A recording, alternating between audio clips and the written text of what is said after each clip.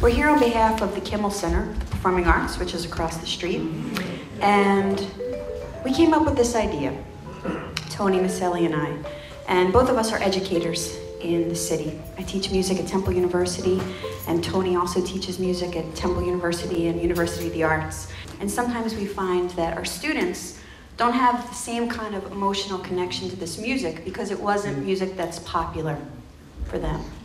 So we had this idea that because we love the Great American Songbook, we would like to talk to people who this music was their popular music. After the performance, we would like to interview some of you and find out if you had a particular song that had a special meaning or something that recalled some beautiful memories for you or even some sad memories. But what we would like to do is spend the next few weeks working with our students on the songs that you request. And then hopefully we can come back at a later date and present another concert to you of your favorite songs, so that everyone will see that this music is just continuing to live on and on and on. So does that sound like something you guys would be interested in? Perfect. Music to my ears. In this time, historical time in this country, we just are not connecting with our elders in the way that I feel we should be connecting with them. I am very, very excited about the documentation process, just really capturing in the best way that we can, and the best way that you can with the technology, the feel, the spirit, the voices, in a way that's respectful and in a way that really puts the light on people, the light that should be put on folks, especially our elders. Head back that way. Yeah. Just about there. Mm-hmm. Yes, just stick up. Real music. Thank you. He's your first interview. I like the idea of the program of trying to combine the music with the young people, music that they don't hear today. It brought back a lot of memories of when I came up. Because in this city, at one time, all your great jazz artists and musicians came through Philadelphia. We knew South Street used to be our street for jazz.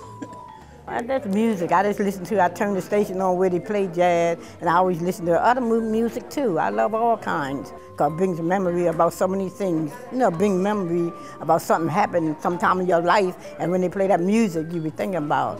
You know, like when I met my husband, when we danced, and yeah. All of a sudden it came back to me, and Starlight and Stardust rather, it just came back sitting there listening to it. And you know, we're going back 40, 50 years, and all of a sudden the lyrics are there again. And it was just great times, musical times then. What more could I say? That music comes from, you know, a certain era, and that era happens to be the pop era for that particular age group.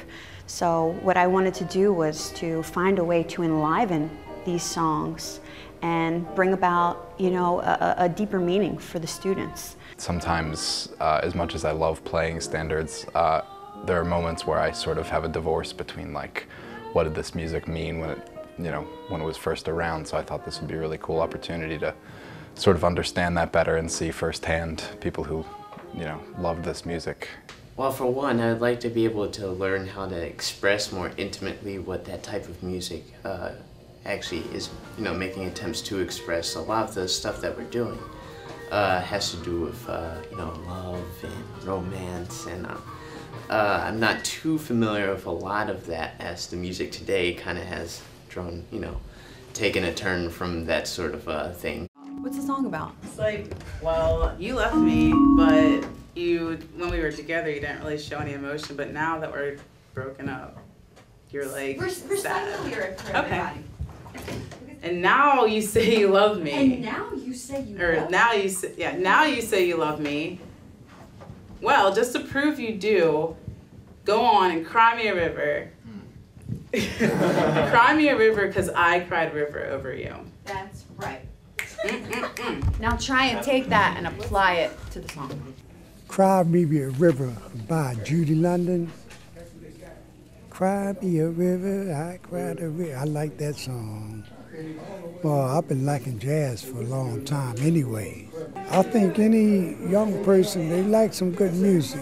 Get into the history. And because the songs they made back then go on forever, really. And to have new young talent come up, they can't go wrong. Because it takes a lot of time and understanding and patience. It's the best, I think. Well, you can cry me a river, cry me a river. I cried a river over you. The music speaks to the community, it speaks to people's personal lives, and it means a lot to them, and it still does.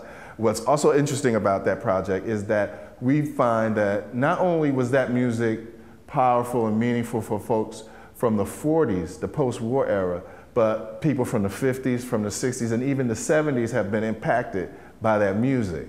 So it's like eternal music to a certain extent for our modern culture. Once they start to experience the connection that the seniors have to this music, I think that they'll start to gain a better respect for the history of the songs. And I found that to be a little bit of a challenge. But the beauty of it is that they learn to bring their own experience to it. And so they start at a basic place, and then they're able to take the songs through their own evolution. What was your reference for this?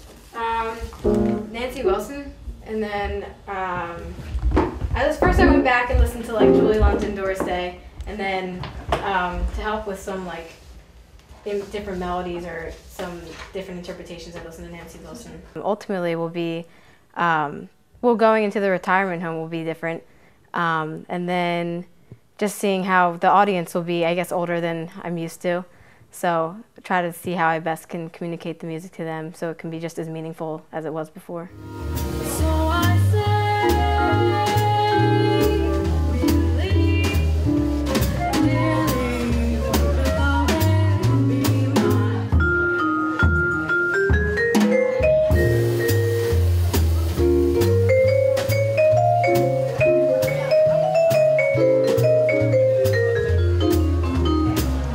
any of the interconnecting of the generations, for me, the more we can do of that is really interesting, because then stuff really passes on.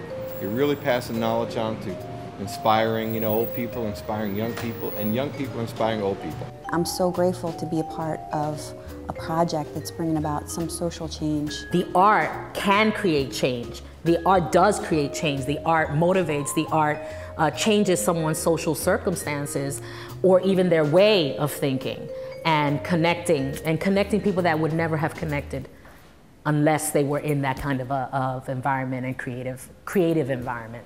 Thank you for the memories of rainy afternoons, swinging Harlem tunes, motor trips, burning lips, burning toast and prunes. How lovely it all was. Many's the time that we feasted, and many's the time that we fasted. Oh, well, it was swell while it lasted. We did have fun.